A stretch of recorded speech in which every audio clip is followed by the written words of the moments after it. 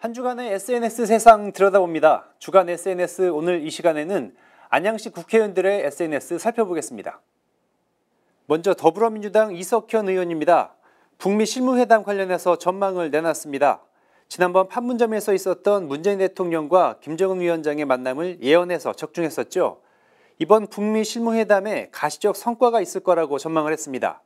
회담을 끝내고 나서 북측 김명길 대표는 바로 귀국하지 않고 모스크바와 북경을 경유해서 회담 결과를 설명하고 평양으로 갈 거라는 전망도 내놨습니다. 다음은 자유한국당 심재철 의원입니다.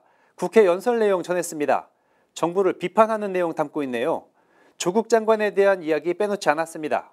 경제, 외교, 인사 문제 지적하며 이대로 놔둬서는 안 된다고 했네요. 제가 직접 전하기에는 다소 강한 어조로 비판을 해서 유튜브 영상 캡처해드렸습니다. 더불어민주당 이재정 의원입니다. 황교안 자유한국당 대표 자녀의 장관상 수상 의혹 제기했습니다. 황교안 대표가 서울지검 부장검사 시절에 보건복지부 장관상을 받은 것에 대해서 4가지 의혹을 지적했습니다.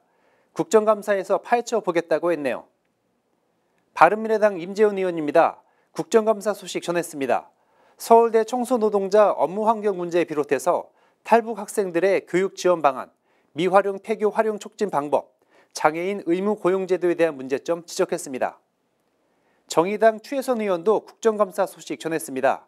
안양에 50년이 넘는 학교가 3곳이나 되고 노후된 학교의 안전 문제를 제기했습니다. 자세한 내용은 유튜브 채널을 통해서 업로드했다고 합니다. 마지막으로 더불어민주당 이종걸 의원입니다. 조국 장관 문제에 대해서 글을 남겼습니다. 검찰을 비판했는데요. 검찰이 민주적 통제를 받아야 한다면서 검사들의 태도를 지적했습니다. 민주 시민들에게 도전하는 거라고 평가를 했습니다. 지금까지 주간 SNS였습니다.